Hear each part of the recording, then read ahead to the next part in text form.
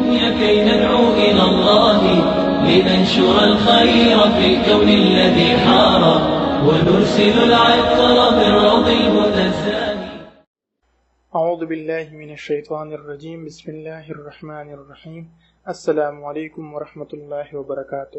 جمعہ کے دن سورہ کاف پڑھنے کی فضیلت۔ سورہ کاف قرآن مجید کی 15ویں پارہ میں سورہ نمبر 18 ہے۔ اس سورہ کی 110 آیتیں ہیں۔ آیت نمبر 28 کے سوا سب مکی ہیں۔ سورہ کاف کی فضیلت یہ ہے، رسول اللہ صلی اللہ علیہ وآلہ وسلم اور ائمہ اہل بیت علیہم السلام سے اس سورہ کی فضیلت کے بارے میں بہت سی روایت مروی ہیں۔ ان روایات میں سے اس سورہ کے مضامین کی بہت زیادہ اہمیت ظاہر ہوتی ہے۔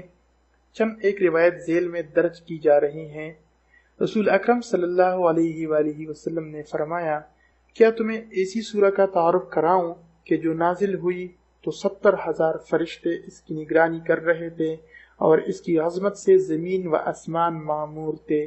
صحابہ نے عرض کیا، یا رسول اللہ صلی اللہ علیہ وآلہ وسلم ضرور فرمائیں۔ آپ نے فرمایا، وہ سورہ کاف ہے۔ جو شخص جمعہ کے روز اس کی تلاوت کرے گا، آئندہ جمعے تک اللہ اسے بخش دے گا۔ ایک اور روایت کے مطابق آئندہ جمعے تک اللہ اسے گناہ سے محفوظ رکھے گا اور اسے ایسا نور عطا کرے گا کہ جو آسمان تک زوبشاں ہوگا، اور وہ شخص دجال کے فتنے سے محفوظ رہے گا۔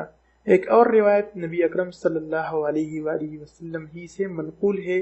آپ نے فرمایا، جو شخص سورہ کاف کی 10 آیات حفظ کرے گا اسے دجال نقصان نہیں پہنچا سکے گا، اور جو شخص اس سورہ کی آخری آیات حفظ کرے گا روز قیامت یہ اس کے لیے روشنی بن جائے گی۔ امام صادق علیہ السلام سے منقول ہے، جو شخص ہر شب جمعہ سورہ کاف کی تلاوت کرے گا دنیا سے وہ شہید جائے گا اور شہداء کے ساتھ مبعوث ہوگا اور روز قیامت شہداء کی صف میں شمار ہوگا۔